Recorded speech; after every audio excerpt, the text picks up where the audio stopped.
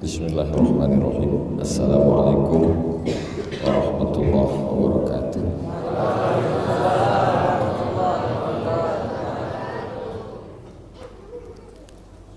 Alhamdulillah wassalatu wassalamu ala rasulillah wa ala alihi wa sahbihi wa man tabi'ahu wa mawalah. Subhanaka la ilma lana illa ma 'allamtana innaka antal alimul hakim. Rabbi shrah li sadri wa yassir li amri wa hlul 'uqdatam min lisani yafqahu qawli. Kita lanjutkan hadis nomor 25. Lain cetakan, lain kadang nomor, tengok.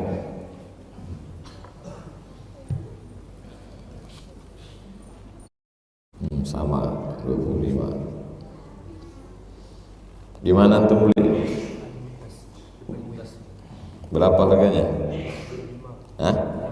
65.000. Diskonnya di 58. Diskon 58. Bawa nama Ustaz. Bilang untuk pengajian Rabu subuh. Saya tak ada hubungan dengan toko buku itu. Jangan antum anggap saya reseller.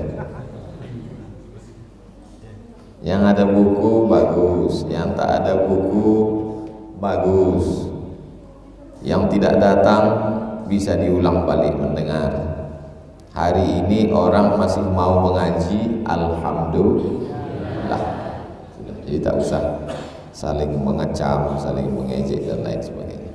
Kita lanjutkan hadis 25. Qala al-musannifu rahimahullah, Imam Muhyiddin Abu Zakaria Yahya bin Sharaf An-Nawawi berkata, bisanadihi wa bihi wa ilaihi, dengan sanadnya sampai kepada sahabat Nabi namanya Abu Malik Al-Haris bin Asim Al-Ash'ari radhiyallahu anhu.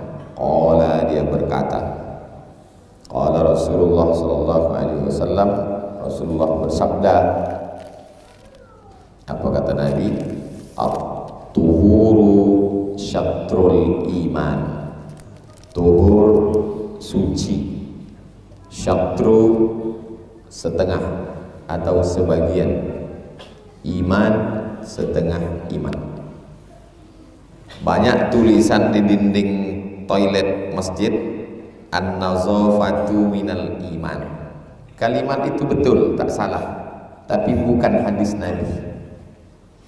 Saya mendengar ceramah di RRI sore jam 6. Qala Rasulullah sallallahu alaihi wasallam, Rasulullah bersabda, an-nazafatu minal iman. Itu bukan hadis. Maka mengatakan an-nazafatu minal iman, man kadzdzaba alayya muta'ammidan, siapa yang berdusta kepada aku secara sengaja, falyatabawwa maq'adahu minan nar, siapkanlah tempat duduk dari api neraka. Jadi kalau dia bilang itu hadis, kalau tak tahu cari tahu. Sudah kita kasih tahu, itu bukan hadis. Yang hadis itu adalah at-tahuru syatrul iman. Suci itu setengah dari iman. Mengapa suci itu setengah dari iman? Karena yang dimaksud dengan iman di sini adalah sholat. Mana dalilnya?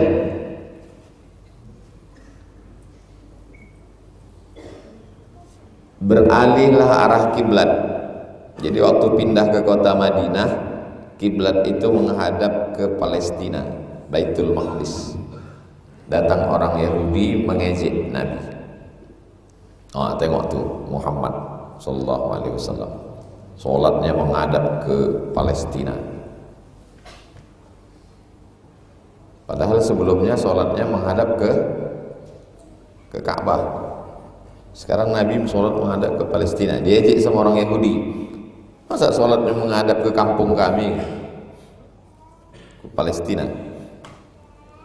Sampai Nabi itu sholat matanya menghadap ke langit. Maka turunlah ayat, qad nara taqalluba wajhika fis sama.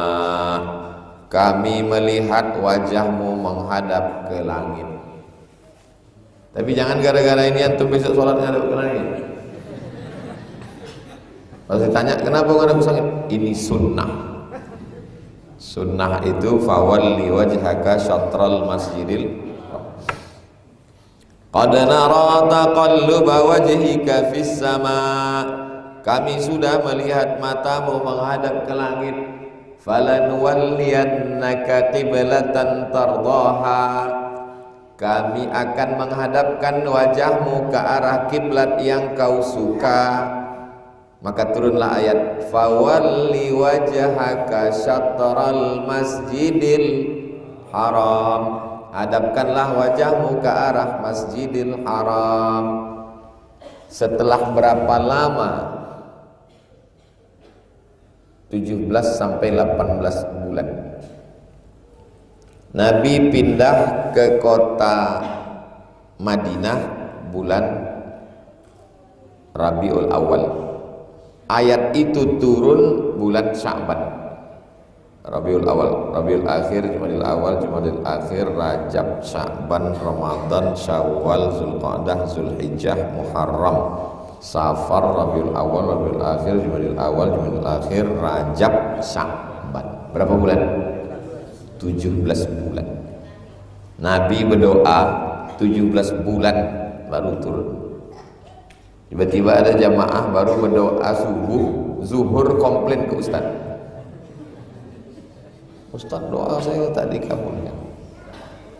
Dia bukan berdoa ke Tuhan, dia sedang mengangkat dirinya jadi Tuhan dan disuruhnya Allah mengakui dia. Kita tuh kalau berdoa tuh minta. Yang namanya minta itu ya mau dikasih, kalau tidak mau Allah ya kita terima saja. Jangan memaksa Allah Subhanahu wa taala. Jadi kalau kita meminta memaksa Tuhan, kata Allah, sebetulnya yang Tuhannya aku apa kau? Prinsip berdoa itu dua. Yang pertama minta, kasih alhamdulillah, tak dikasih sikap kita dua.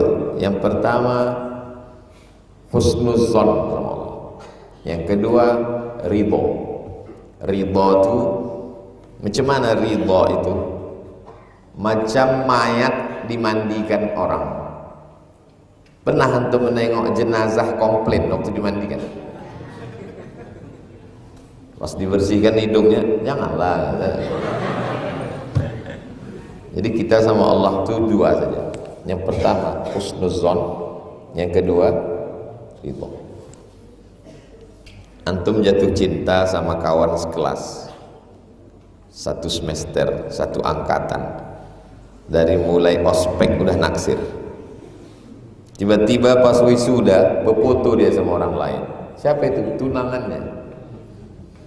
Itu antum kalau tidak ridho, gila. Maka antum mesti ridho bahwa Allah ridho, tak melawan. Yang kedua, antum mesti husnuzon bahwa Allah menyediakan yang lebih cantik, yang lebih pintar, yang lebih. Kalau tidak antum putus harapan. Apalagi kalau antum kuliah di UIN, pulang wisuda itu terjun ke sungai itu. Kolam depan UIN itu.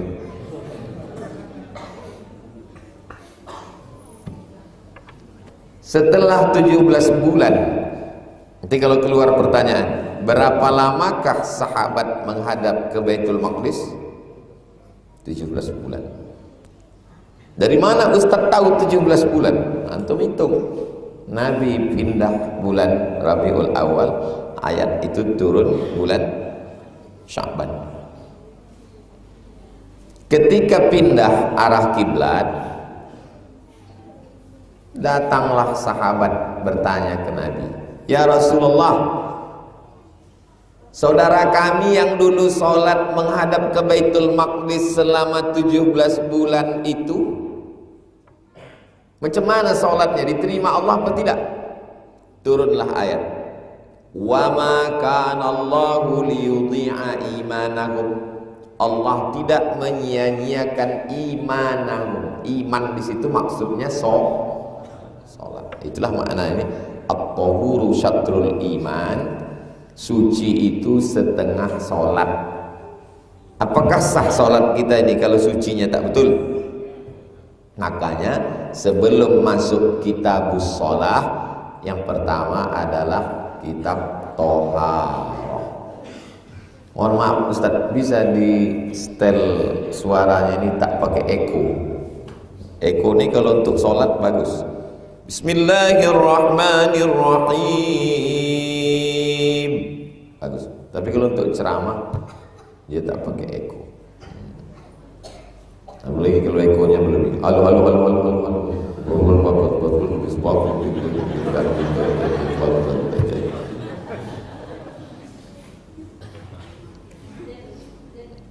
Suci itu setengah sholat, karena sholat tidak sah kalau tidak bersuci. Ibu, walaupun anak ibu itu laki-laki, ajarkan dia bersuci. Kau jangan terkoncing toga.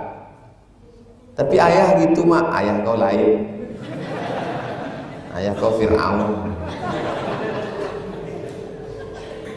Kau anakku, kau mesti ikut cakap aku, kau anakku. Ayah kau tu anak mak dia. Dia itu memang salah didik. Kau tak boleh salah didik. Nanti air kencing tu terpecik ke celana kau.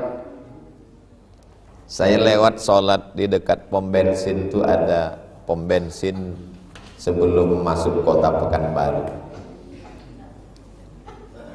Keluar saya dari masjid, rupanya bapak supir kol diesel itu lambat. Di bawah tempat duduk mobilnya itu kain sarung. Takut dia celananya kotor, bernajis, maka dia sholat bawa sarung. Adik-adik mahasiswa kalau khawatir sholat, pakaiannya suci, badan suci, tempat suci, hati suci. Jadi kalau ada orang tak sholat, kau kenapa tak sholat? Kita sucikan hati kita dulu. Itu orang nama mazhabnya mazhab ngeles. Jilbab gitu juga. Kau kenapa belum pakai jilbab? Yang penting hati kita. Nanti saya khawatirnya pas di jalan jumpa sama orang gila tak bercelana. Kau kenapa tak bercelana? Yang penting hati kita. Baru tahu. Saya kalau mengajar hadis gitu, dipotong-potong dia. Ini potongan yang pertama. At-tahuru syatrul iman. Suci itu setengah iman. At-tahuru syatrul iman. Semua yang suci pasti bersih, tapi tidak semua yang bersih suci. Apa itu bersih? Bersih dari kotoran. Tapi suci dari hadas. Semua orang bersih, tapi dia tak mandi wajib, maka tak suci. Sedangkan orang yang beriman, dia suci. Kalau bersih, nazafah.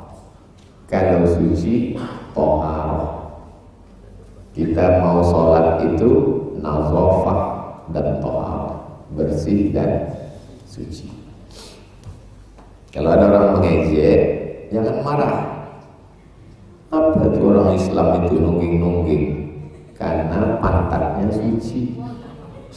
Kalian tak nungging karena tak cebok. Marah dia. Oh gitu kau ngejek? Kan kamu yang jadi gara-gara tadi kan? Aku tak ada.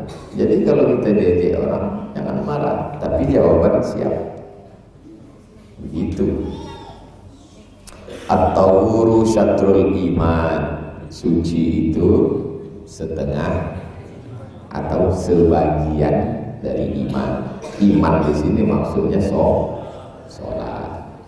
Berikutnya, walhamdulillah tamla'ul mizan. Alhamdulillah tamla' memenuhi mizan. Mizan artinya timbangan. Ada kawan saya Pak namanya Mizan. Maknya waktu sedang menimbang lahir dia. Kasih nama Mizan. Alhamdulillah memberatkan timbangan. Dalilnya hadis lain.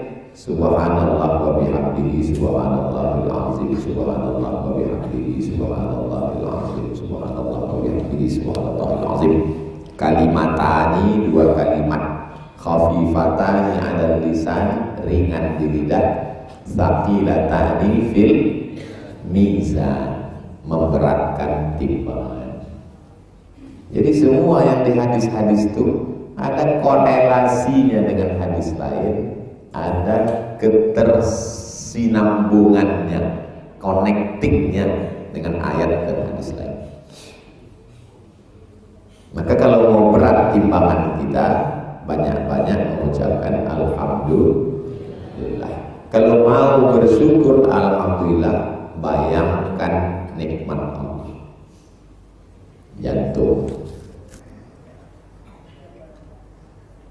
Jantung ini menyemburkan darah.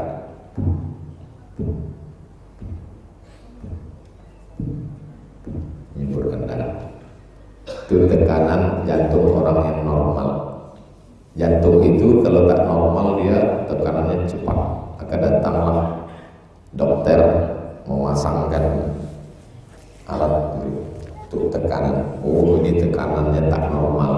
Biasanya tekanan tak normal ini dua. Pertama jatuh cinta, yang kedua jatuh tempo.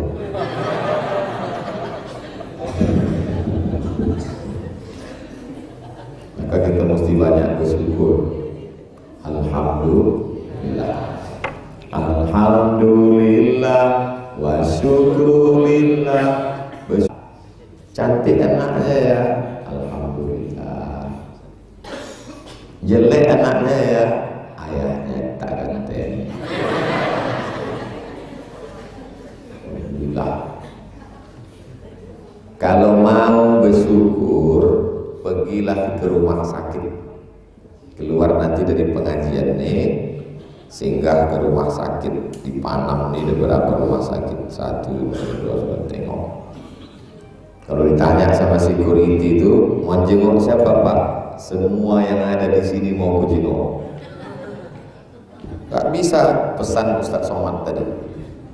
Gak boleh, awas kau sakit besok. Menengok orang sakit itulah nanti baru datang. Oh, ternyata nikmat sehat ini mahal luar biasa. Punya rumah besar, punya mobil mewah, duit banyak, ada gunanya kalau sakit? Jaga kesehatan. Saya yang paling dikhawatirkan jamaah, saya sakit nih. Ustaz jaga kesehatan ya. Setiap tempat jaga kesehatan Pak Ustaz, jaga kesehatan. Khawatir betul lah dia kita sakit. Tapi saya tak pernah saya jaga makan. Ada orang sampai makan pun takut. Makan nasi takut, minum teh takut. Beri takut kan? Makan, tapi jangan banyak-banyak. Sampai sekarang saya tak ada pantang-pantang. Pantang satu, pantang dekat. Asal dekat habis. Maka bersyukurlah kepada Allah. Alhamdulillah. Saya yang membuat saya bersyukur, saya selalu membandingkan hidup saya dengan masa lalu. Dulu saya pulang dari Pekanbaru, tak ada orang kenal. Duduk saya di depan mimbar masjid Rumah Sakit Arifin Ahmad. Tahu tuh Rumah Sakit Arifin Ahmad? Rumah sakit umum. Jam 12 saya duduk di situ. Zuhur jam 12.30 diumumkan pengurus masjidnya lah. Karena khotib kita Ustadz Abdul Somad LCMA belum juga hadir, maka sholat Jumat lanjutkan oleh pengurus. Padahal saya sudah terduduk dari jam 12.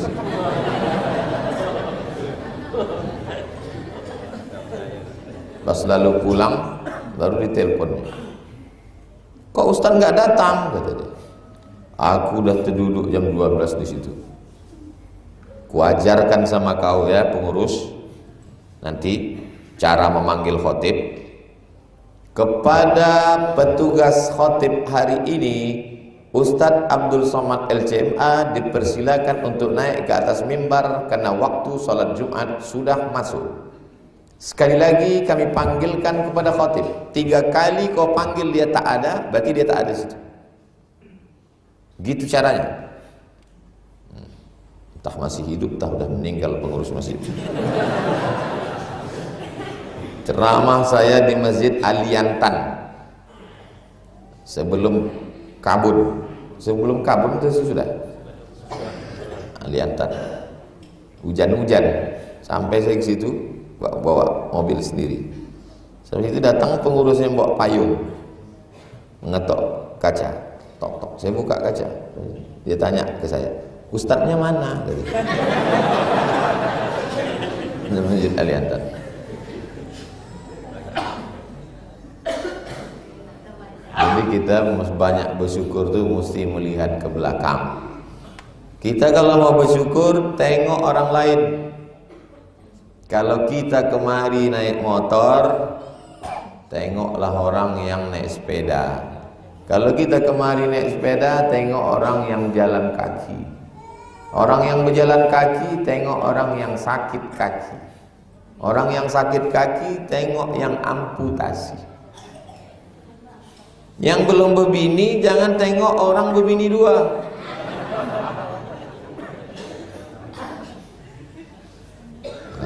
Begitu cara kita bersyukur. Yang jurus itu bukan dari saya. Kata Nabi, unzur ila man huwa asfala minka. Tengok orang yang di bawahmu.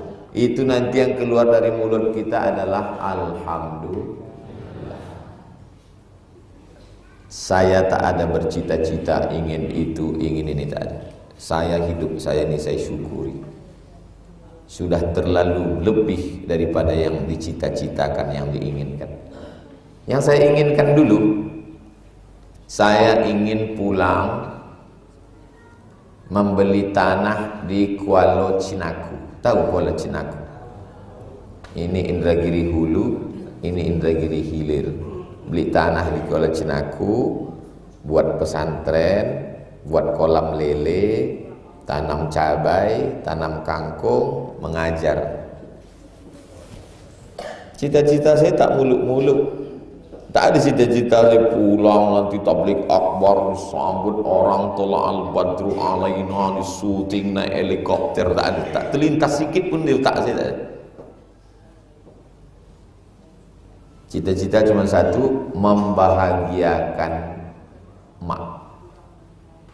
Aku mesti kuliah. Aku mesti selesai S1, S2, S3, habis itu aku nanti mengajar, habis itu nanti aku bisa membahagiakan mak. Lebih daripada itu, bonus. Jadi yang sekarang ini bonus. Syukur kepada Allah Subhanahu wa taala. Kita kalau tidak kita ukur diri kita ini ke pangkal jalan, kita jadi lupa diri. Pernah antum mendengar istilah lupa diri? Lupa dia diri dia itu. Dia menjadi diri orang lain. Maka antum mesti menulis. Aku dulu kuliah di UIN, subuh Rabu pengajian dengan Ustadz Somad. Ke masjid di jalan Kamboja itu menumpang sepeda motor kawanku karena aku takut minyakku habis. Hari ini tulisan itu biasa-biasa saja, tapi nanti di tahun 2042 dia menjadi sesuatu yang luar biasa. Saya mulai menulis diari tahun 1993, masih ada diarinya sampai sekarang. Waktu itu umur saya lahir 77, 93, 16 tahun.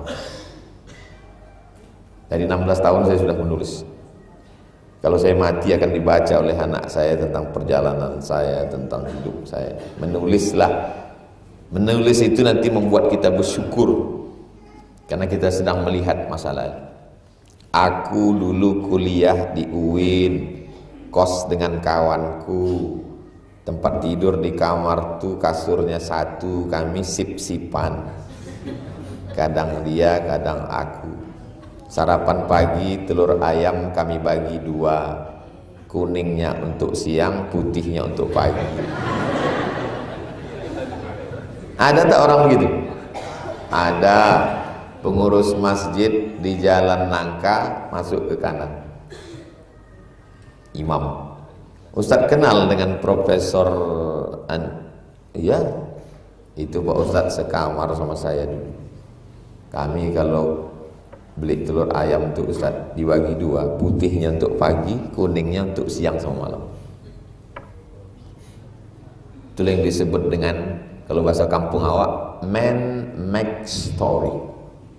Hanya manusia yang bisa menciptakan sejarah. Ada makhluk lain yang bisa buat sejarah?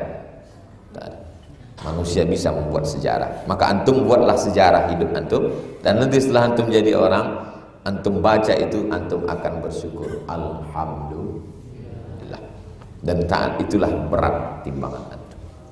Faman ya'mal mithqala dzarratin khairan yarah. Sebesar apa amal yang paling kecil, menggerakkan lidah. Alhamdulillah.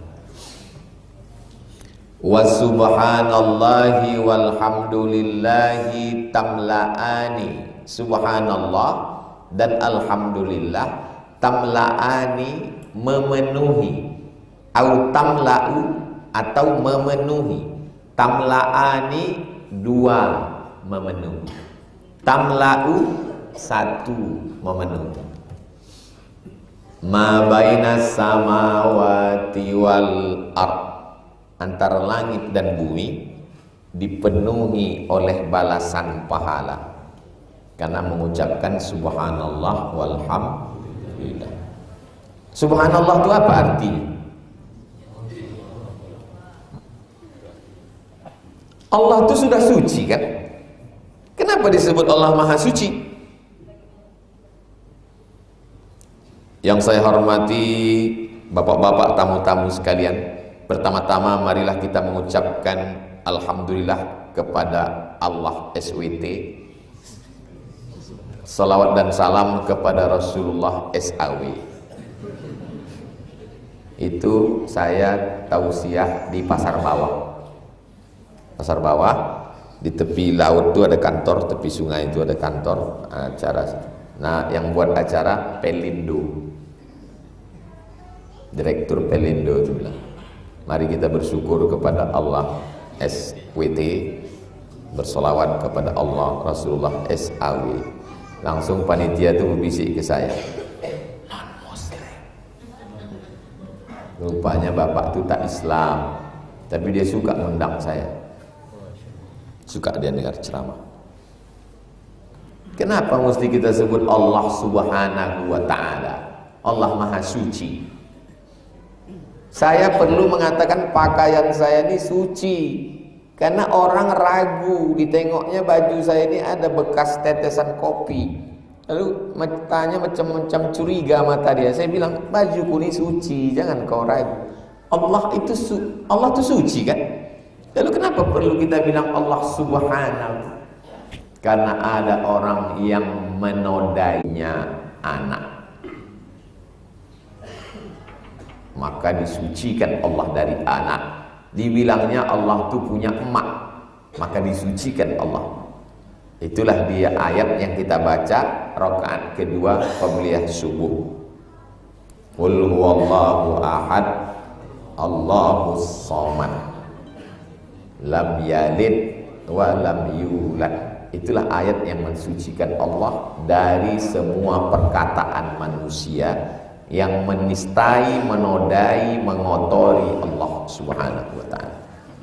Mana tahu nanti antum ditanya orang, Marilah kita bersyukur kepada Allah Subhanahu wa ta'ala.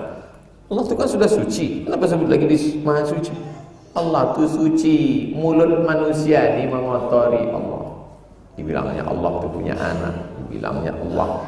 Wa qalatil yahudu yadullahi maghlulah. Orang Yahudi berkata tangan Allah terbelenggu. Ya, orang Yahudi. Wa qalatin nasara al-masih ibnullah. Mereka berkata Al-Masih anak Allah. Dibantahnya, lam yalid wa lam yulad wa lam yakul lahu kufuwan ahad. Maka kita katakan Allah Subhanahu wa ta'ala. Orang yang mengatakan subhanallah walhamdulillah itu pahalanya banyak, Pak Ustaz. Banyak. Sebanyak apa? Maka seringkali Al-Quran dan hadis menjawab sesuatu yang abstrak menjadi jelas. Ustaz, kalau saya bersedekah pahalanya banyak. Sebanyak apa? Mathalul ladzina yunfiquna amwalahum fi sabilillah kamathali habbah satu biji ambatat sab'a sanabil, tumbuh 7 cabang. Wa fi kulli sumbulatin mi'atu habbah, dalam satu cabang ada 100. Dari yang tidak jelas menjadi. Ustaz, kalau saya bertasbih subhanallah walhamdulillah ada pahalanya? Ada. Pahalanya banyak, Pak Ustaz? Banyak. Sebanyak apa? Ma bainas samawati wal ardh. Al-Quran dan hadis menjelaskan sesuatu yang tak jelas. Sayang abang ke saya, ibu tuh bertanya ke suaminya. Sayang, betul. Sayang tuh jelas apa tak jelas? Tak jelas. Yang jelas tuh apanya? Uang belanjanya.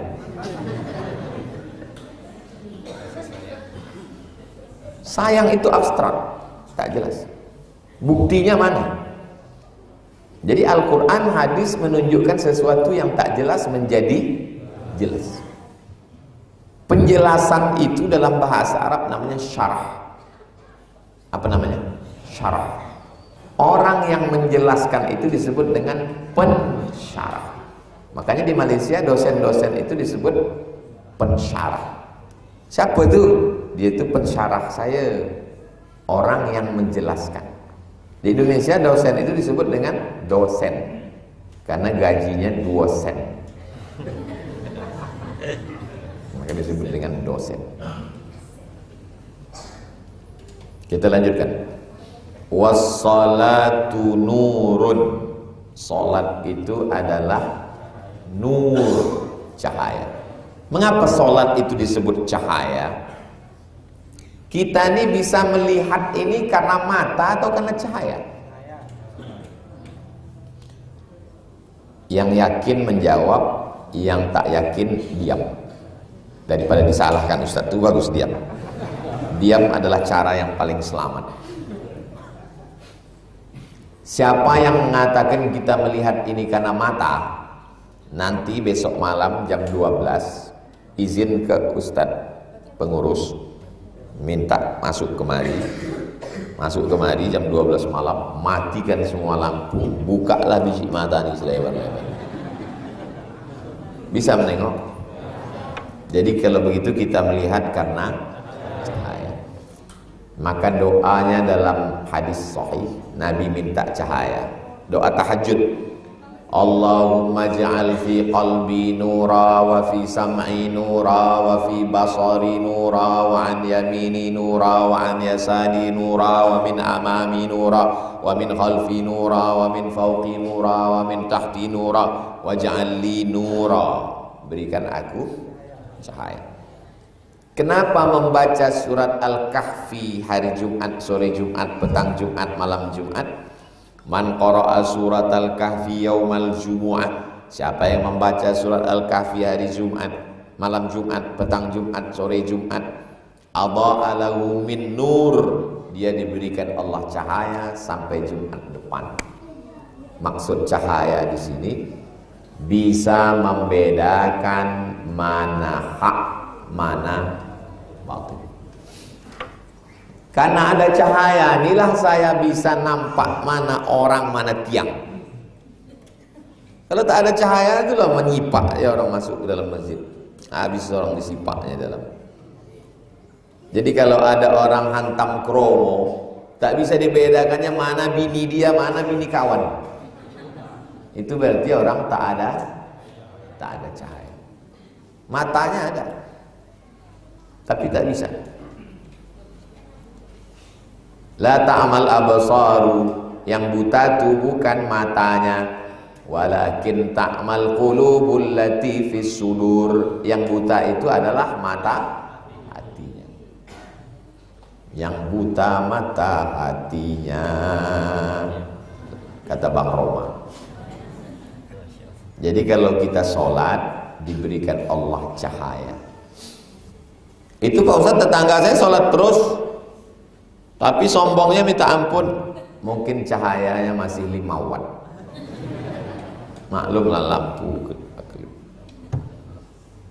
Itu Pak Ustadz, dia sholat terus, rajin ke masjid, tapi bayar iuran security lambat minta ampun, iuran sampah. Mungkin lampunya hidup mati, lebih sering mati daripada hidup. Itulah mengapa ada sholat qobliyah, sholat ba'diyah, sholat tahajud, sholat witir, sholat duha, supaya terang benderang ya, menyala dia.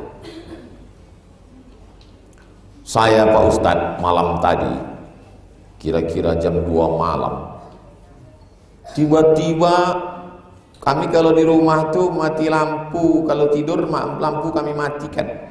Nampak saya di badan istri saya itu bercahaya Pak Ustadz.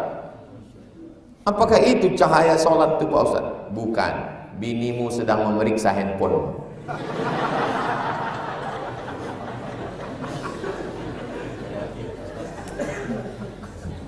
Tengok apa aja WA abang tuh tadi siang. Bercahaya lah nampak. Cahaya yang dimaksud itu bukan dalam bentuk zahir. Kemarin saya jumpa Ustadz, katanya ada aliran sesat baru, namanya aliran nur, cahaya. Karena kata dia Tuhan itu cahaya. Jadi kalau dipejamkan mata, nampak cahaya. Cara menampakkan cahaya itu diantuk-antukkan kepala itu ke dinding. Dan itu nampak cahaya. Itu bukan cahaya, itu berkunang-kunang. Tahu kunang-kunang? Malam dia serangga. Anak sekarang tak tahu karena di kota tak pernah dia nampak kunang-kunang. Kalau kami dulu di kampung musim durian nengok kunang, asal nampak kunang-kunang lari. Kenapa lari? Karena kata orang kunang-kunang itu kuku orang mati. Orang mati kukunya itu jadi kunang-kunang. Itulah kita memang selalu, semua orang yang hidup di Indonesia ini pasti percaya hantu. Karena memang ceritanya hantu. Filmnya pun hantu. Kunang-kunang. Maka orang yang kepalanya pusing nampak bercahaya disebut dengan berkunang-kunang pemandangan. Allah itu tidak bisa dilihat.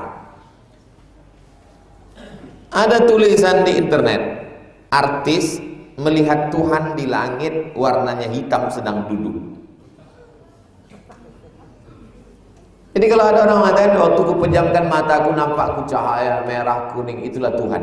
Satu ayat cukup membantahnya. Walam yakul lahu kufuwan. Apapun yang nampak, yang terlintas di pikiran bukan Allah Ta'ala. Sudah paten itu di dalam ajaran Islam. Tak perlu lagi, asalkan nampak cahaya, bukan cahaya. As-salatu nur, salat itu menjadi cahaya. Makanya dia cahaya. Jangan putus cahaya itu. Bangun salat. Kalau bangun malam, usahakan bangun itu jam 4. Tahajud Nabi itu sebetulnya tahajud Nabi itu sebetulnya gimana Pak Ustadz? Salat malamnya Nabi itu sebetulnya bagaimana Pak Ustadz? Minta tolong Bang, geser papan tuh agak ke samping sini. Mohon maaf, awas tersangkut.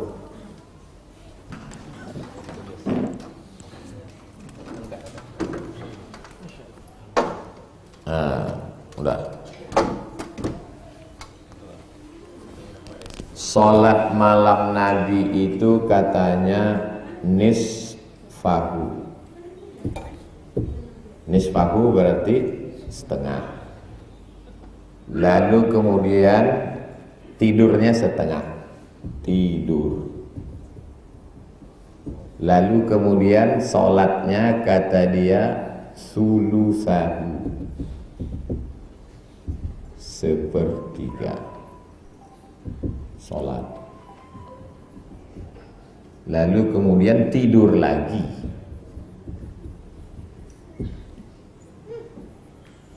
Sudusahu, 1/6. Begitu cara membagi malam tadi. Tidurnya setengah, salatnya 1/3, tidur lagi 1/6. Barulah masuk subuh. Jelas? Apa yang jelas?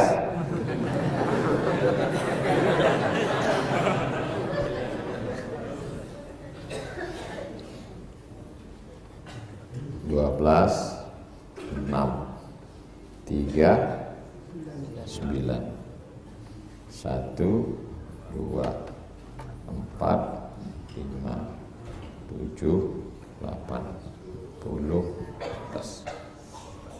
Jam berapa azan Isya? 7 sekian. Selesai sholat Isya jam 8. Jam berapa azan subuh? 4 sekian. Sholat subuh jam 5. Cara menghitungnya itu dari setelah Isya ke subuh. Tidurnya setengah. 1, 2, 3, 4, 5, 6, 7, 8, 9. 9 jam, setengahnya berarti berapa? 4,5. 1, 2, 3, 4, 12, 30. Paham? Salat 1/3. 1, 2, 3, 4, 5, 6, 7, 8, 9. 1/3-nya berarti berapa jam? 3 jam. 12,5. 1,5, 2,5, 3,5.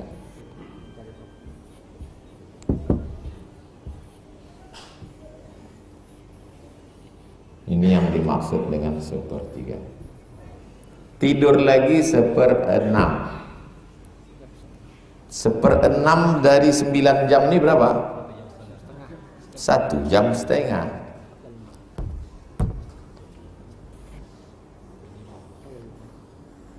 90 menit. Sama dengan 1/6. Jelas? Jelas? Jelas. Tak juga jelas. Sarapan dulu. Nah, mana tahu nanti ya antum udah ngaji kalian Riyadhus Shalihin, udah apa makna nisfahu wa sulusahu wa sudusahu? Itu kan ada dalam pembahasan dulu. Entah apa dulu penjelasan saya semua. Ini dia penjelasan. Penghitungannya itu dari ba'da Isya ke subuh. Nah, Nabi itu tidurnya memang sesudah Isya. Itu maka dia mudah bangun. Kita tidurnya di sini. Hah? Karena sesudah inilah ada drama Korea, ada box office. Tidurnya di sini, ada pula yang tidur di sini. Jadi jam itu kacau. Tidur yang paling berkualitas nih, dari sini ke sini, inilah tidur paling berkualitas. Makanya Nabi itu sehat. Tidur itu bukan 8 jam tidur sehat, enggak. Buktinya orang yang jaga malam, tidur dia dari jam 6 subuh sampai ke jam 6 sore badannya tetap lemas. Tidur itu bukan pada kuantitas, tapi pada kualitas. Tidur yang paling berkualitas setelah Isya. Makanya makruh hukumnya bicara yang bukan bicara agama setelah Isya. Setelah Isya tidur. Saya Pak Ustaz payah tidur setelah Isya, tak terbiasa. Nanti malam saya jamin antum setelah Isya bisa langsung tidur. Caranya habis sholat makan antimu.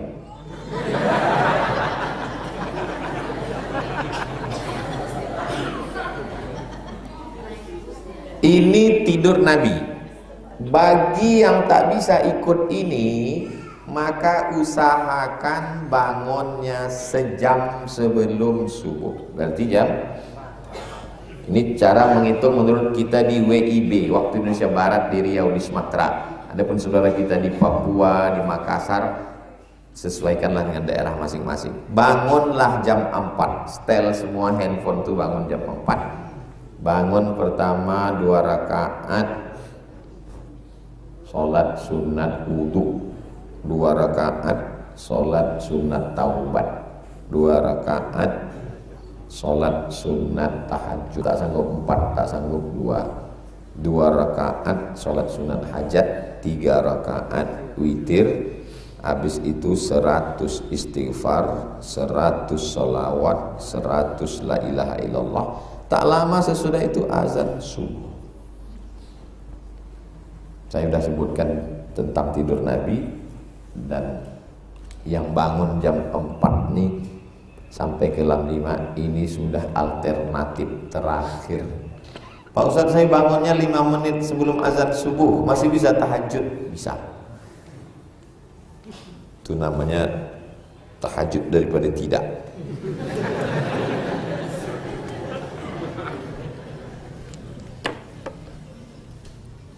Was-shadaqatu burhan. Sedekah itu adalah burhan. Burhan artinya jelas. Jadi kalau ada suami ibu Pak Burhan, itu artinya abang tuh jelas cintanya ke ibu. Siapa nama ayah kau? Burhan. Burung hantu.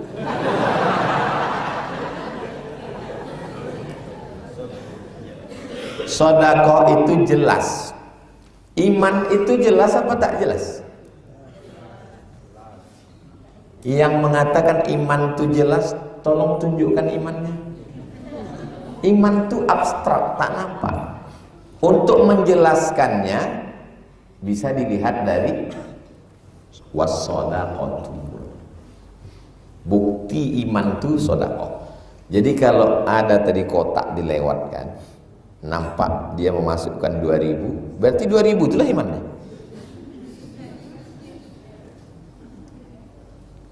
Kalau kita diajarkan begitu, mata kita menengok tangan orang atau mengukur diri kita?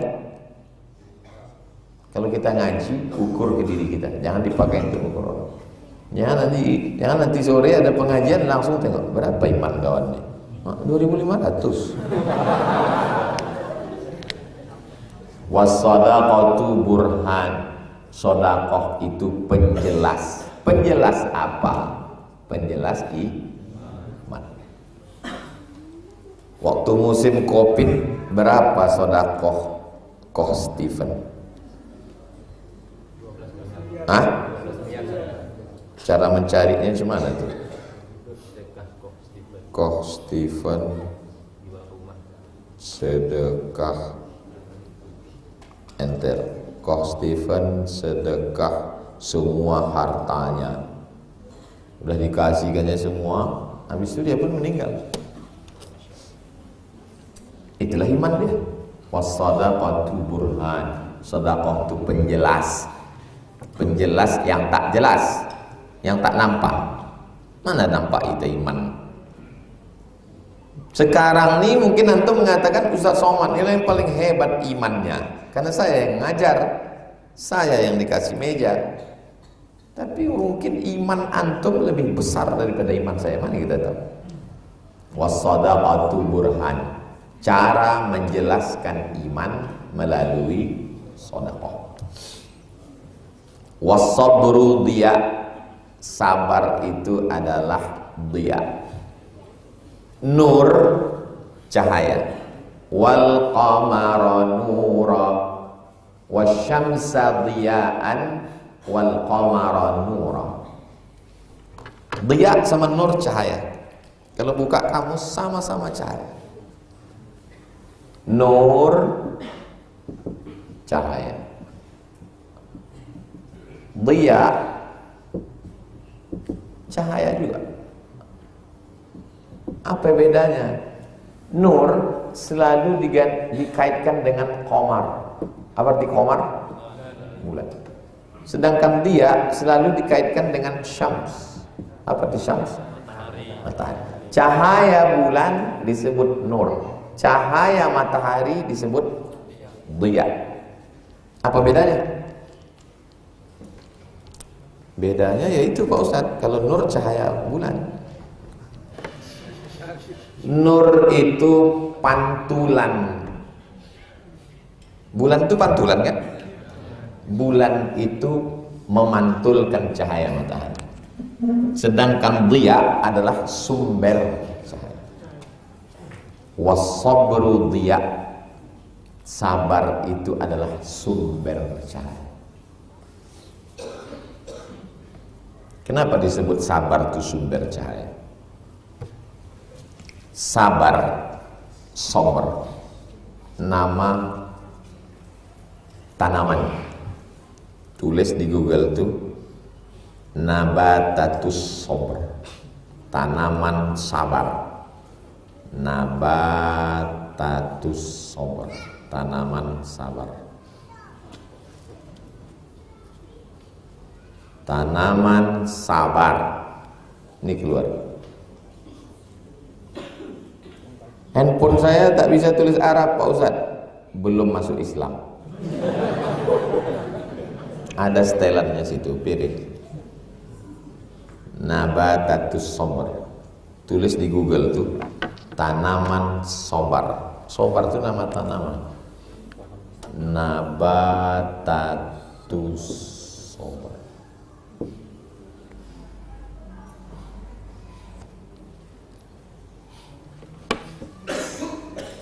Kaktus, antum patahkan batang kaktus tuh, habis itu antum peras airnya.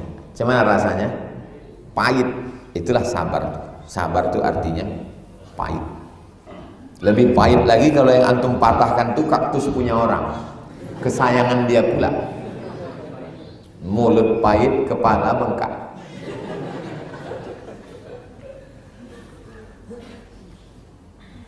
Antum mau buat video pendek, saudaraku dimanapun berada, kita selalu mendapatkan nasihat tentang sabar. Tahukah apa sabar itu? Sabar adalah nama tanaman. Apa tanamannya? Ini dia. Pahit kan? Itulah makna sabar. Yang manis itu hubungan kita.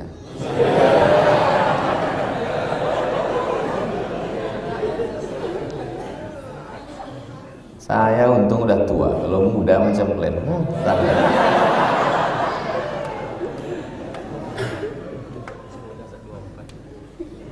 Wasabru diya, sabar itu sumber daripada cahaya.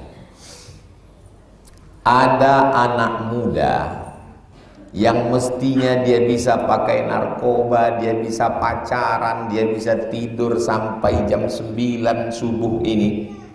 Mau-maunya dia tidak pacaran, dia belajar serius, bangun jam 4 tadi, lalu kemudian dia datang pengajian kemari. Maka anak muda ini disebut anak muda yang sabar. Kenapa? Karena semua ini pahit.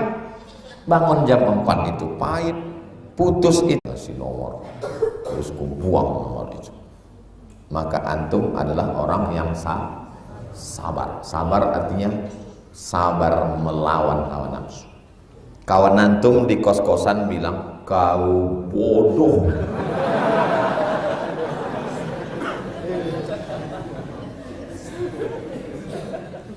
Antum nanti jadi kepala dinas PU. Amin. Ada proyek flyover. Proyek ini bernilai 1 triliun. Tiba-tiba datang pimpinan perusahaan yang mau tender, dibawanya duit di 1 koper. Pak, tolong menangkan perusahaan saya untuk tender flyover nanti ya. Lalu antum bilang, saya tak mau mengasih makan anak bini saya uang haram, bawa pulang uang haram. Antum pulang ke istri antum cerita, dek tadi ada orang ngasih uang 1 koper. Antum adalah orang yang sabar. Apa kata istri antum?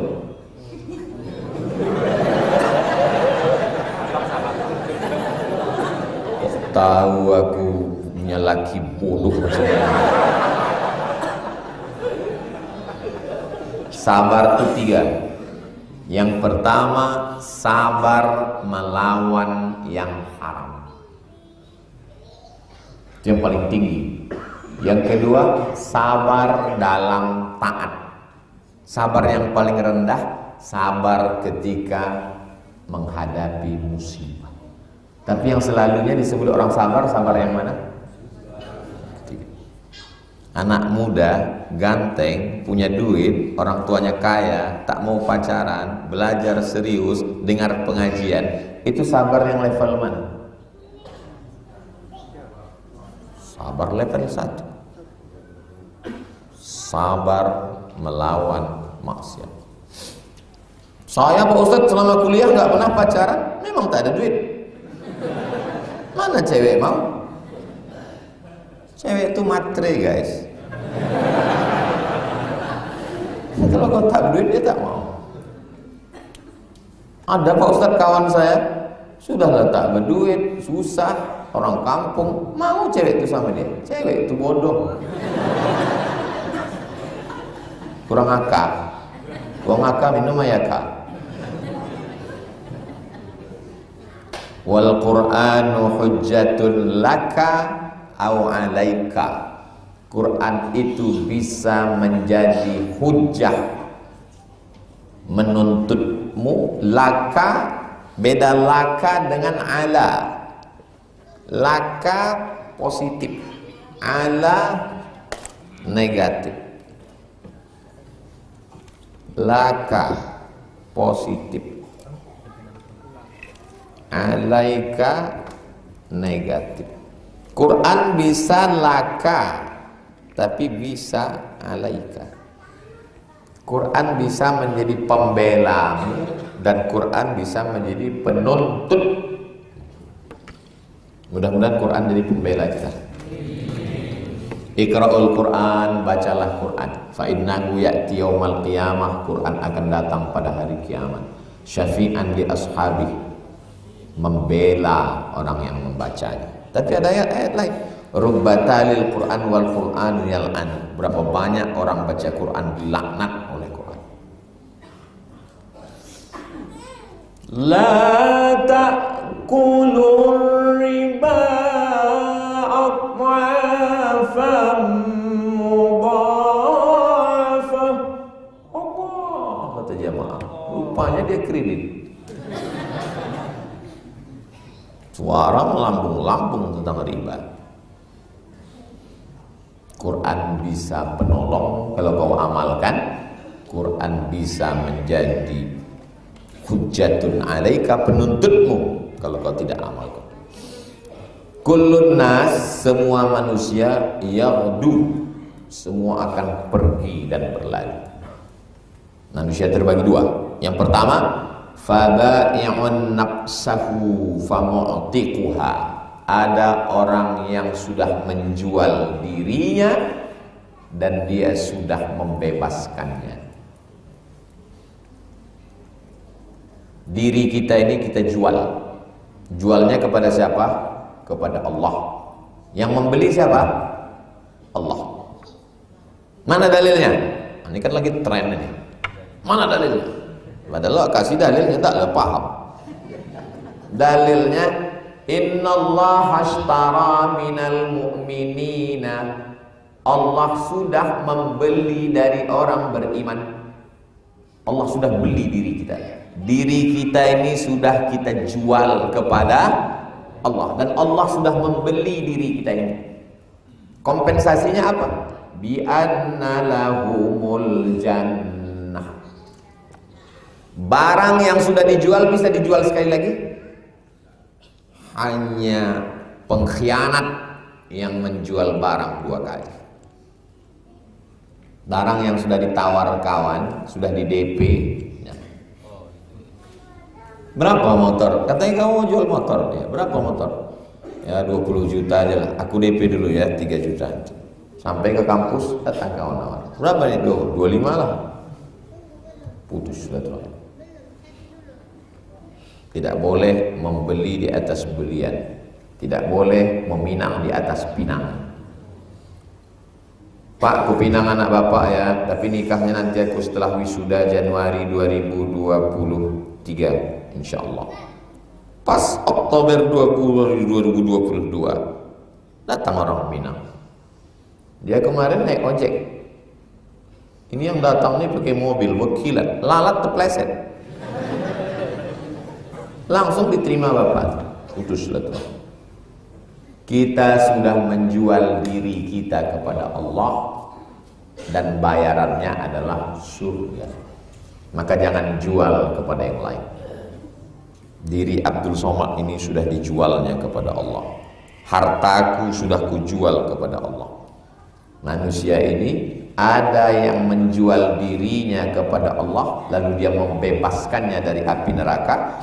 Aumubiquha, ada pula yang menghancurkan dirinya, dijualnya ke setan. Ada orang jual diri ke setan? Beli bukunya, judulnya Al-Hiwar Ma'ajinnil Muslim, dialog dengan jin muslim. Penulisnya Muhammad Isa Daud, orang Mesir. Di situ nanti antum tengok contoh-contoh jual beli dengan setan. Dijual diri ini kepada setan, lalu setan ada juga yang membuatnya dalam bentuk film. Bintangnya Al Pacino, bukan Al Padino. Al Padino seorang pengacara di Amerika yang sukses, rupanya sudah menjual dirinya kepada setan. Ada tuh daftarnya, penyanyi-penyanyi dan artis yang sudah menjual diri kepada setan. Artis jual diri kepada setan, pengabdi setan, lagunya lagu-lagu setan. Inilah 7 artis dunia yang menjual jiwanya kepada setan. Ini sudah dikatakan Nabi 14 abad yang lalu. Kita menjual diri kita kepada Allah Subhanahu wa ta'ala, maka jangan jual kepada yang lain. Hadis yang kita kaji subuh ini rawahu Muslimun, diriwayatkan oleh, ada dalam kitab Sahih Muslim, diriwayatkan oleh Abu Malik Al-Harith bin Asim Al-Ash'ari. Pas 6.15. Kita memang biasanya selesai 6.15 baru ke 6.30 menjawab pertanyaan-pertanyaan.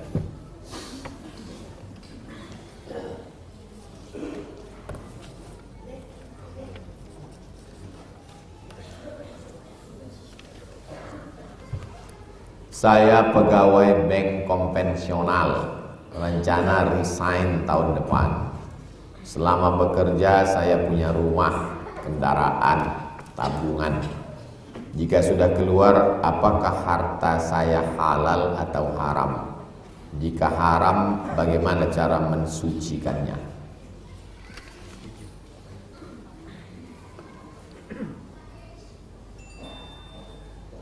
Semua barang yang dari riba yang diperoleh sebelum orang itu masuk Islam, waktu zaman Nabi, kata Nabi, tidak perlu kau buang, kau hancurkan. Kenapa?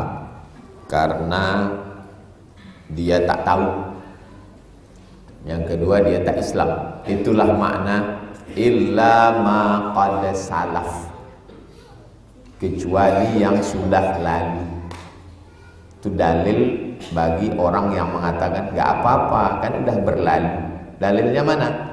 Sahabat Nabi dulu kan tak ada disuruh Nabi hancurkan rumahnya. Beda, karena waktu itu belum kalau udah Islam udah jelas ya haram. Jadi kalau mau serahkan semua harta itu ke Baitul Mal. Zaman Nabi ada namanya Baitul Mal, tempat ibadah, sholat, Baitullah. Kalau tempat zakat, wakaf, infak, sedekah, wasiat, hibah, ghanimah, namanya Baitul Mal. Serahkan semuanya.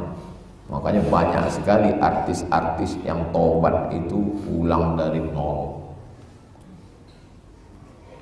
Ini haram semua. Diserahkan kemana? Sekarang tak ada lagi Baitul Mal, masalih ammah, untuk kepentingan umum. Masjid, sekolah Islam, pesantren, panti jompo, panti yatim. Begitulah yang saya tahu. Tanya juga ke ustadz yang lain, mungkin dia punya baca referensi kitab yang lain. Jelas, tak ada tawar-menawar. Itu maka saya tak diundang lagi debat konvensional, karena saya tak pandai berlembut-lembut. Apakah sama hukum air liur anjing sama bulunya? Idza walaghal kalbu fi ina'i ahadikum. Ini ember, ada air, datang anjing menjilat, fa'ahriquhu, tumpahkan semua. Setelah itu waghsiluhu, basuh, cuci 7 kali, salah satunya dengan air bercampur tanah. Ambil tanah itu, masukkan ke air, siramkan dia, basuh 1 kali, 6 kali dengan air suci mensucikan. Begitu cara membasuh. Agama Islam agama primitif, agama ketinggalan zaman, sudah ada deterjen kok masih pakai tanah. Ternyata bakteri yang ada di dalam air liurnya itu tidak mati dengan deterjen dan sabun dan sampo. Dia hanya mati dengan bakteri yang ada dalam tanah. Makan bakteri, bukan jeruk makan jeruk. Sudah diteliti oleh pakar mukjizat Al-Quran dan hadis di Paris, Perancis.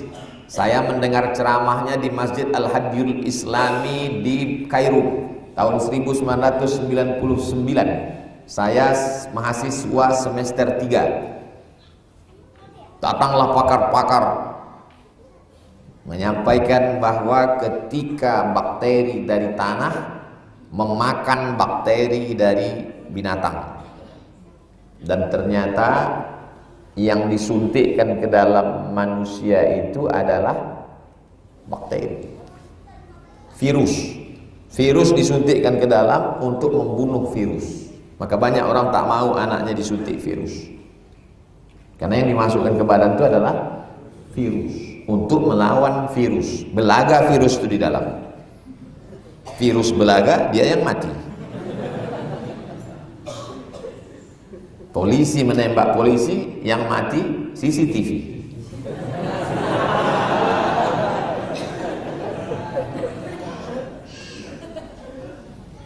Itu tentang air liur.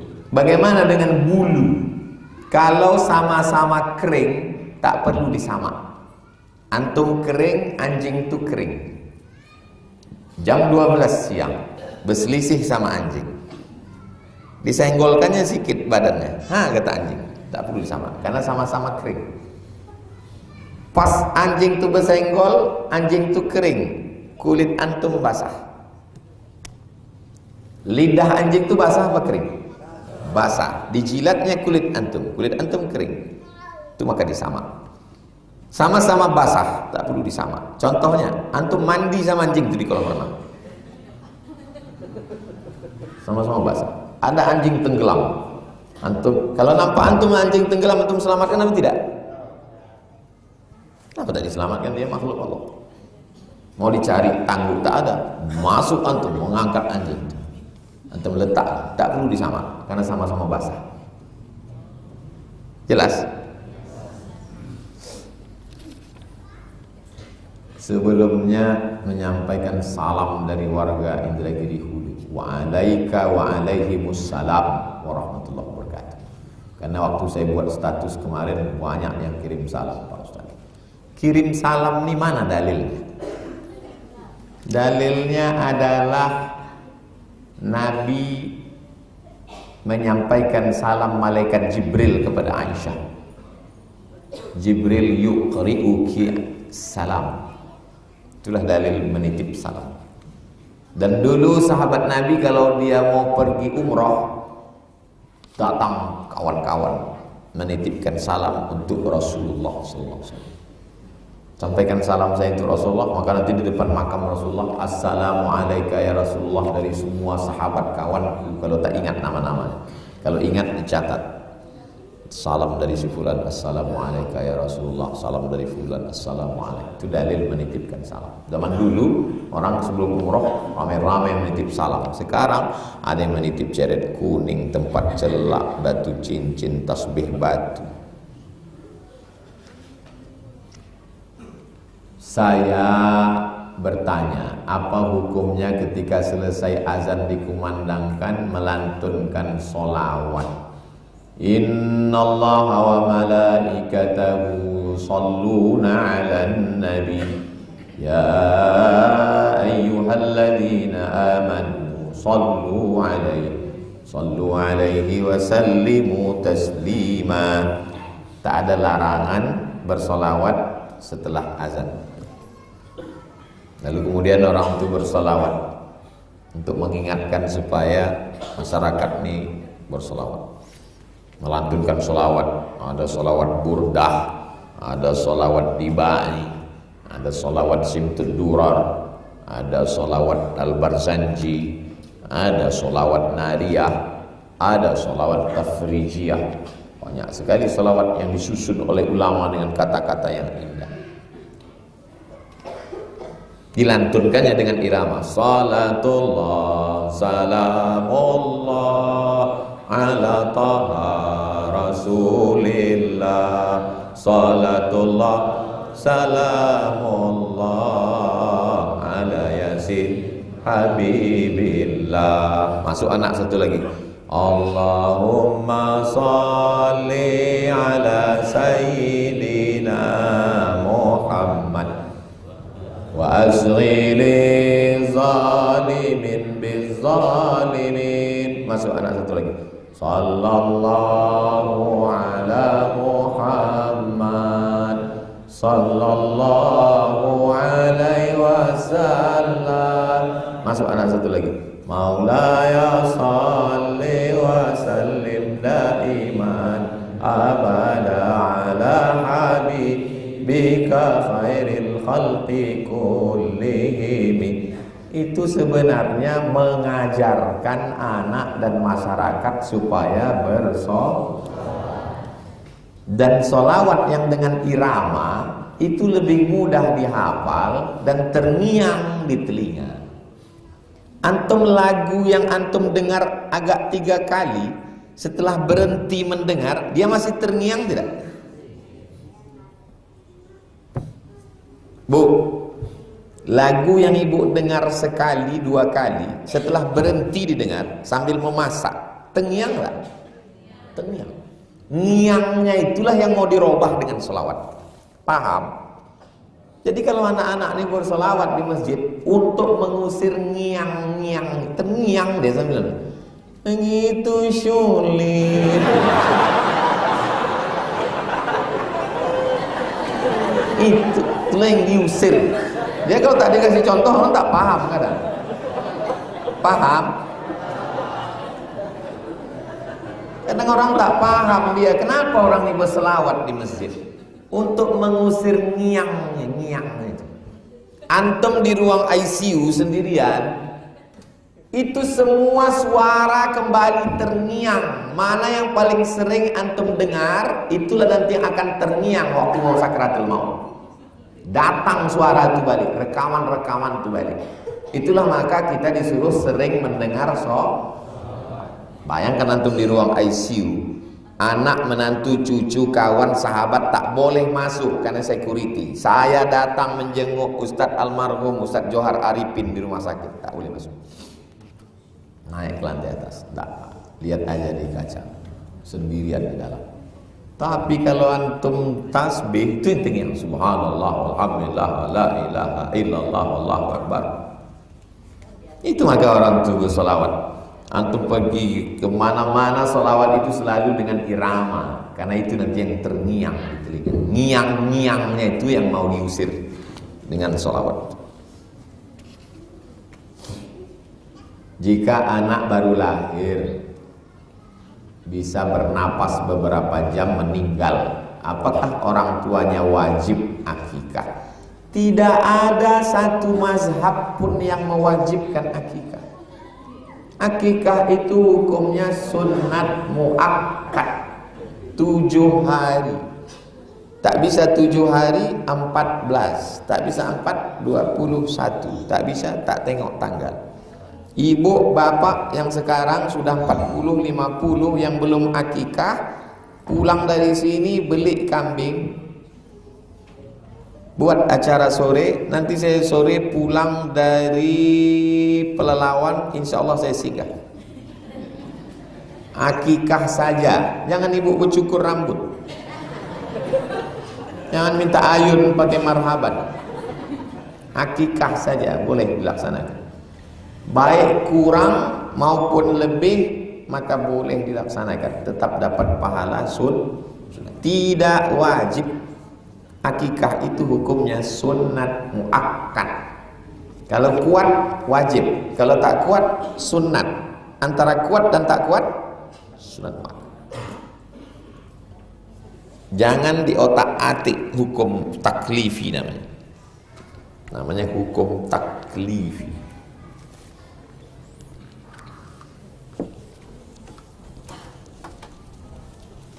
Kuat wajib.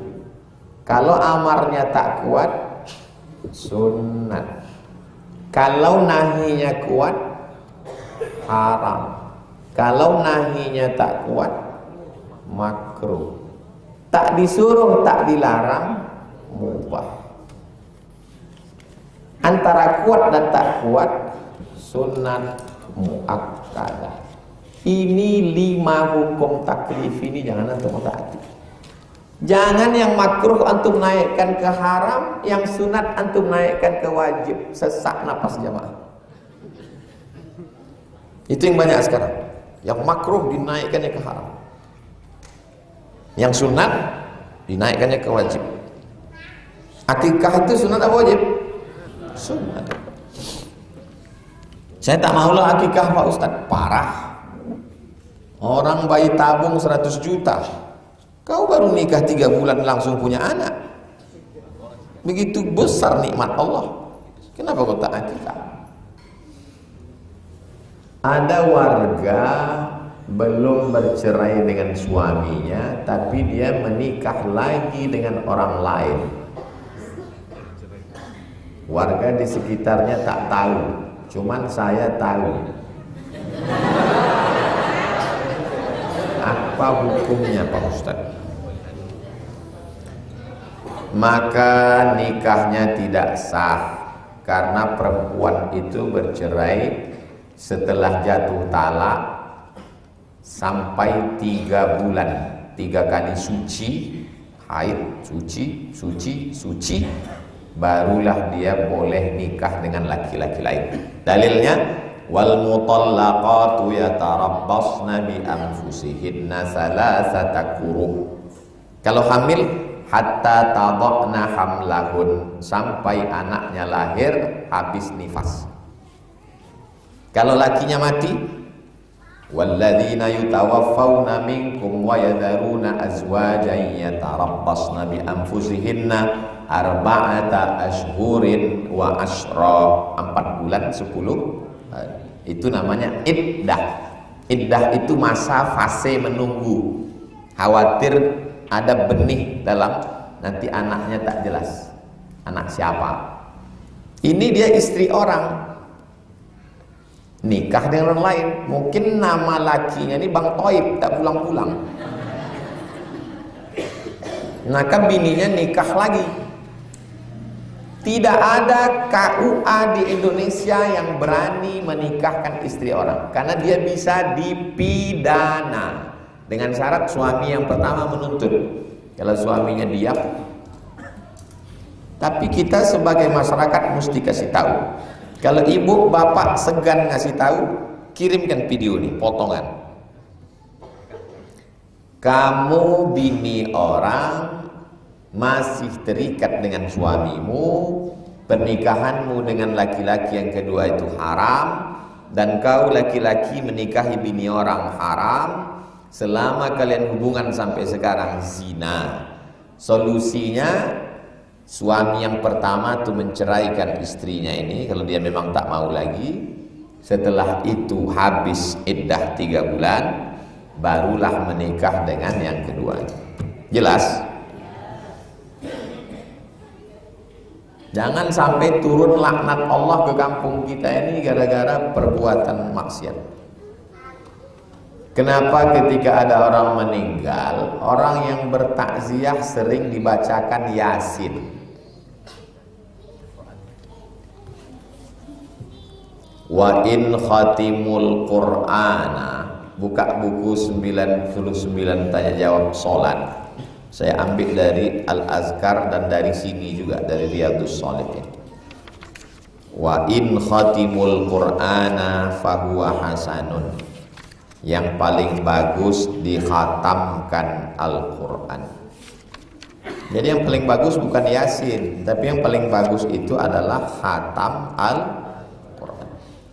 Yang paling bagus itu dikhatamkan Al-Quran. Jadi pertanyaannya, kenapa Yasin Pak Ustadz? Yang paling bagus bukan Yasin, khatam Quran. Yang paling bagus itu satu orang mengkhatamkan dari Al-Fatihah sampai ke An-Nas. Kalau tak sanggup, itulah maka ada Quran yang dibagi sejuz-sejuz, juz 1, juz 2, juz 3. Habis itu kita buat acara khatam. Ya Allah, sampaikanlah pahala bacaan kami bersama-sama nih. Tapi karena tak sanggup membaca sekhatam Quran, likulli syai'in qalbun, segala sesuatu punya hati. Wa qalbul Quran Yasin. Hatinya Al-Quran itu adalah Yasin. Itulah mengapa yang paling bagus itu dibacakan Yasin.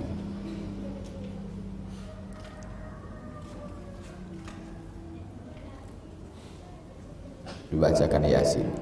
Lalu kemudian paling tinggi sekhatam Quran. Kalau tak sanggup, hatinya Quran. Apa hatinya Quran? Yasin. Kalau tak sanggup, paling bawah Ummul Quran Al-Fatihah. Sampai bacaan Quran untuk orang meninggal itu Pak Ustadz, sampai lengkap dalilnya dalam 37 masalah populer. Yang punya buku 37 masalah populer angkat tangan. Nah, minta sama dia biar dikopikan Ustadz. Mana yang pembahasan tentang bacaan Quran untuk orang meninggal itu ada lengkap semua dalil-dalil. Bagi yang tak yakin sampai, saya tak memaksa, cuman saya minta nama lengkapnya. Nanti kalau dia mati, saya kirimkan Yasin. Kalau tak sampai, cepat-cepat kasih kabar.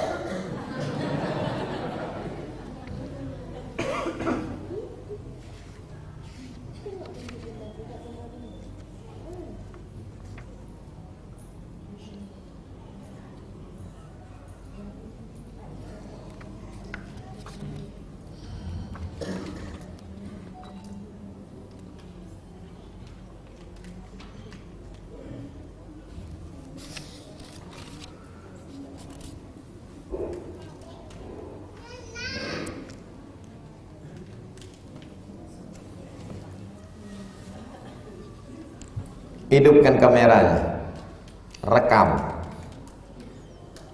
Nanti pas saya bilang 1, 2, 3, action.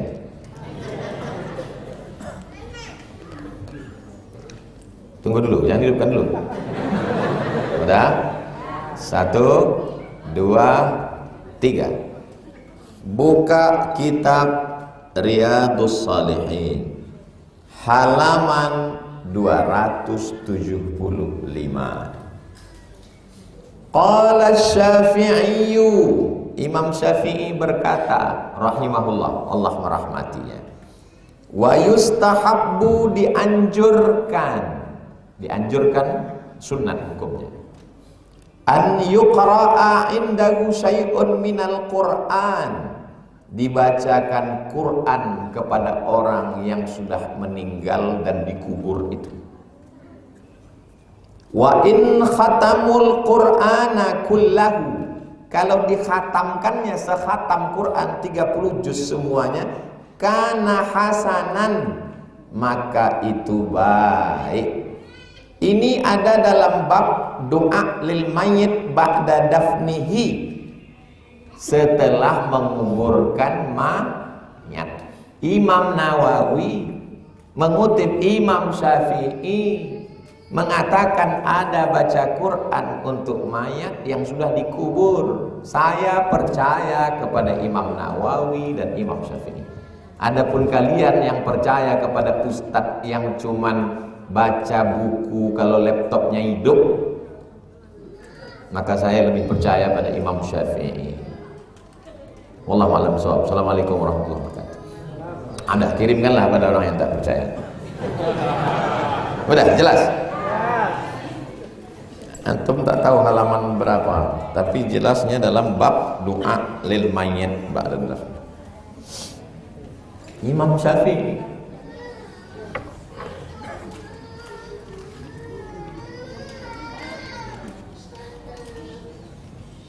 Kami memiliki majelis taklim, kami punya ketua, tak mau musyawarah kalau memutuskan, lebih sering antum musyawarah. Nah, ini curhat. Sedangkan Nabi musyawarah, tidak bisa main putus sendiri, harus musyawarah. Musyawarah. Wa amruhum syura bainahum, musyawarah. Tak boleh main putus-putus sendiri.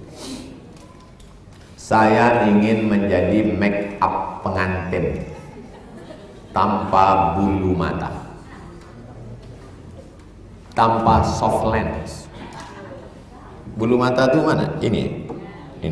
Ada saya tengok yang dipasang orang tuh di TikTok tuh sampai bawa begini bulu mata tuh. Tanpa soft lens, dibuat soft lens mata tuh biru, hijau, merah, macam Dracula. Dan cukur alis, dicukur alis nih habis. Waktu duduk di pelaminan tuh cantik, pas malam tuh waktu macam terkejut lah. Ayo gitu. Begini rupa kau rupanya dek gitu. Di Pekanbaru jarang begini. Bagaimana hukumnya menjadi make up pengantin nih Pak Ustadz? Dalilnya, hadisnya diriwayatkan Abdullah bin Mas'ud radhiyallahu anhu. La'anallahul washimat, Allah melaknat yang membuat tato. Wal mutashimat, minta buatkan tato. Wal mutanammisat, mencabut, mencukur apa nih? Wal mutafallijat, mengotak-atik gigi, memotong, menjarang, merapat. Wal mughayyirat, 5, merubah-rubah. Lil husni, karena untuk melebihkan. Adapun merubah dari yang tak layak menjadi layak, boleh. Tumbuh bulu matanya ini macam bulu ketiak, lalu kemudian ibu make up tadi menggunting, merapikan. Boleh apa tak boleh? Boleh. Tumbuh gigi ini, maaf cakap, dia senyum kawan trauma. Mak katanya. Lalu datang Pak dokter nih, dipasangnya lah kawan, sehingga bisa dalam sekian bulan rapi balik. Boleh apa tak boleh? Na'udzubillah, na'udzubillah, na'udzubillah, terjadi kebakaran, terbakar sebelah. Lalu operasi face off. Boleh apa tak boleh? Merubah yang tak layak menjadi layak, boleh. Tapi yang sudah layak, merubah dari yang tak normal menjadi normal, boleh. Yang sudah normal jadi abnormal, hanya karena mengikuti tren. Jadi kalau mau makeup artis, sekedar-sekedarnya saja. Bukan makeup artis, makeup pengantin. Kalau tak dikasih bedak dia nih Pak Ustadz, nanti disangka orang kuntilanak nikah. Pucat muka. Kasihlah bedak sesuai warna kulit. Bedak sesuai warna kulit. Karena banyak sekarang orang muka putih, tangan hitam.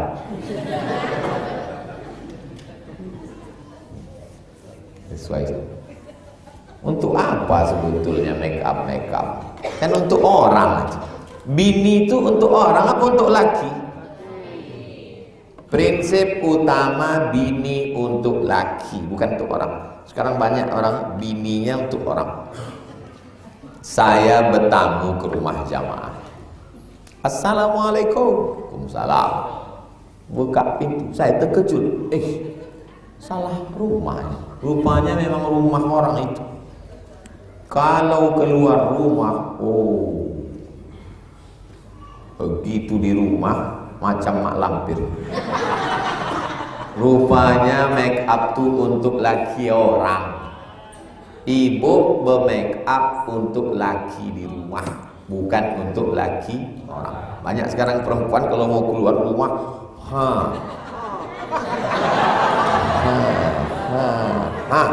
untuk laki orang. Di rumah macam sapu tahun. Habis. Saya mau langsung berangkat. Orang ini mau membuat acara jam 10 di Indragiri Hulu, perbatasan Pelalawan, 4 jam ke sana. Saya bilang saya hari Rabu tidak bisa diganggu gugat. Tidak ada bupati, gubernur, wali kota, menteri, sultan, raja tak bisa mengundang saya hari Rabu. Hari Rabu saya di Jalan Kamboja. Jelas? Kalau saya tak datang hari Rabu, itu berarti pertama sudah ada janji lama sebelum kita mulai. Yang kedua berarti mati.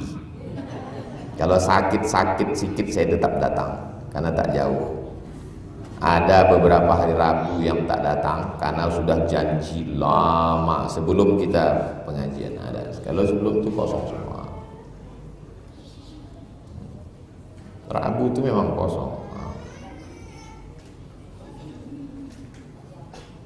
Ada Rabu itu nanti saya pergi ke Aceh. Nah, itu memang janji lama. Dan berangkatnya dari Sabtu. Seminggu saya pergi ke Aceh, itu ada. Ya nanti antum bilang mati udah Ustaz. Enggak, belum.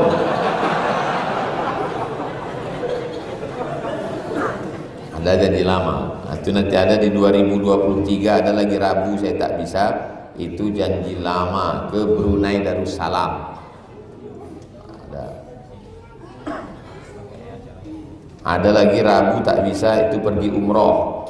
Saya setahun 2 kali umroh. Februari sama Agustus. Mudah-mudahan kita bisa pergi bersama. Ongkos masing-masing.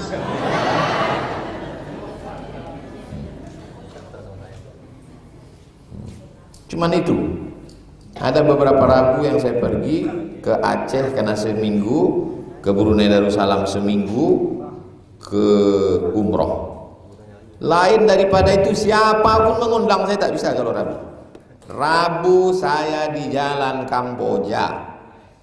Mau datang tak datang orang Kamboja, saya mengisi pengajian. Andai tak ada orang ini semua, saya tetap mengisi pengajian. Saya bawa tim ini berdua merekam. Jelas? Mudah-mudahan keluarga kita sakinah mawaddah warahmah. Anak-anak soleh dan solehah. Hati kita istiqomah di jalan Allah. Diberikan rezeki yang barokah. Untuk niat yang baik ini Al-Fatihah. A'udzubillahi minasyaitonirrajim. Bismillahirrahmanirrahim. Alhamdulillahirabbil alamin. Arrahmanirrahim. Maliki yaumiddin. Iyyaka na'budu wa iyyaka nasta'in. Ihdinas siratal mustaqim. Siratal ladzina an'amta 'alaihim ghairil maghdubi 'alaihim waladdallin. Amin. Allahumma shalli ala sayyidina Muhammad wa ala ali sayyidina Muhammad. Assalamualaikum ya Rasulullah. Allahumma inna natawassalu ilaika bihaqqi suratil Fatihah. Kami memohon kepadamu barokah kemuliaan Al-Fatihah. Wa bijahi nabiyika Muhammad sallallahu alaihi wasallam. Kami meminta kepadamu barokah kemuliaan Nabi Muhammad sallallahu alaihi wasallam. Antu yassir lana umurana, mudahkan segala urusan kami. Umur dunia wal akhirah, urusan dunia, urusan akhirat. Balligh maqasidana, sampaikan segala maksud niat baik kami. Waghfir lana dzunubana, ampunkan dosa-dosa kami. Rabbana hab lana minas sholihin, jadikan anak-anak kami, anak-anak muda, mahasiswa-mahasiswani, anak-anak yang soleh dan solehah. Allahumma rzuqnal istiqamata ala syariatil gharra wat tariqatil bayda. Berikan kami istiqamah dalam agama yang benar ini ya Allah. Ya muqallibal qulub, Engkau yang membolak-balikkan hati, sabbit qulubana, kokohkan hati kami ala dinik dalam agamamu, wa ala ta'atik dalam ketaatan kepadamu. Rabbana fir lana dzunubana, ampunkan dosa kami, wali abaina, ayah kami, wali ummahatina, mak kami, wali azwajina, pasangan hidup kami, wali zurriyatina, anak cucu keturunan kami, wali masyayikhina, guru-guru, ustad-ustad, buya-buya kami, wali man hadarana, semua yang hadir di majlis pengajian Riyadhus Shalihin ini ya Allah. Rabbana atina fid dunya hasanah wa fil akhirati hasanah wa qina azabannar. Wa sallallahu ala sayyidina Muhammad wa ala alihi washabbihi wasallam walhamdulillahi rabbil alamin. Taqabbalallahu minkum. Taqabbal ya karim. Terima kasih segala perhatian. Mohon maaf segala kesilapan dan kekhilafan. Wassalamualaikum warahmatullahi wabarakatuh.